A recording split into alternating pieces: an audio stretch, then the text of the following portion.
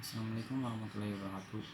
Perkenalkan, nama saya Wisnu Widianto dari Fakultas Ekonomi Prodi Manajemen kelas K2B Nomrek Universitas Muhammadiyah Cirebon.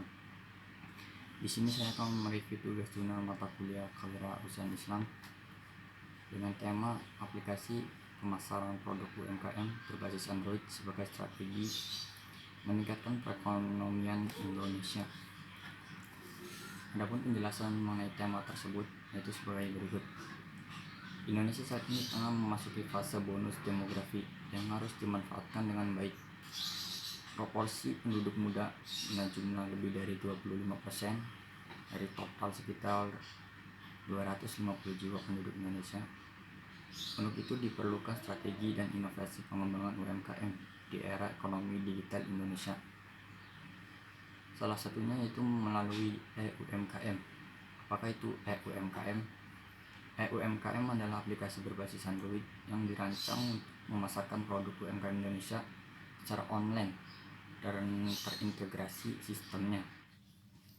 Adapun tahapan yang harus dilakukan meliputi pendataan, sertifikasi produk UMKM, pembuatan aplikasi, sosialisasi, hingga sistem pengiriman barang. Menghadapi tantangan ekonomi digital, Indonesia harus mempunyai strategi pemasaran dan kebijakan yang efektif. Pembuatan aplikasi ini diharapkan dapat mengenalkan atau mempromosikan dan menjaga eksistensi UMKM Indonesia sehingga meningkatkan perekonomian nasional.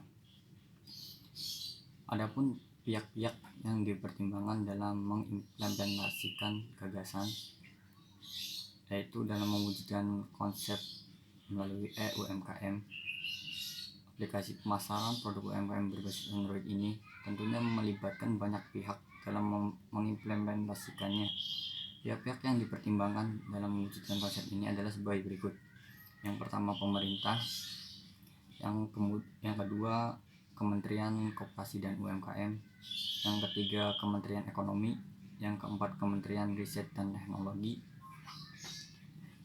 Yang kelima, masyarakat ataupun prosedur UMKM. Dan yang keenam adalah perusahaan jasa pengirim barang. Selain dari pihak-pihak tersebut, ada juga langkah-langkah strategis dalam pengimplementasian konsep e-UMKM. Di sini ada 4 tahapan dalam langkah-langkah strategis mengimplementasikan konsep e-UMKM. Yaitu yang pertama, tahap pembuatan aplikasi. Langkah pertama yang dilakukan untuk menerapkan gagasan yaitu dengan membuat aplikasi yang digunakan sebagai wadah memasarkan produk e-UMKM. Yang kedua adalah tahap sosialisasi dan pendataan serta sertifikasi produk UMKM. Di sini ada beberapa tahap untuk mendata produk yang ingin dipasarkan agar dapat sertifikatnya, itu dengan cara yang pertama identitas produsen, yang kedua dengan definisi produk, yang ketiga gambar produk, yang keempat harga, dan yang kelima adalah kegunaan produk tersebut. Tahapan yang ketiga yaitu tahap input data produk UMKM yang bersertifikat ke web. Setelah pemerintah mendata dan menyatakan produk-produk UMKM mana saja yang telah lolos dari seleksi dan sertifikat tersebut, maka tahap selanjutnya adalah memasukkan data tentang produk tersebut ke dalam web yang disesuaikan dengan jenis produk dan wilayah produksinya. Yang keempat adalah tahap pengiriman barang.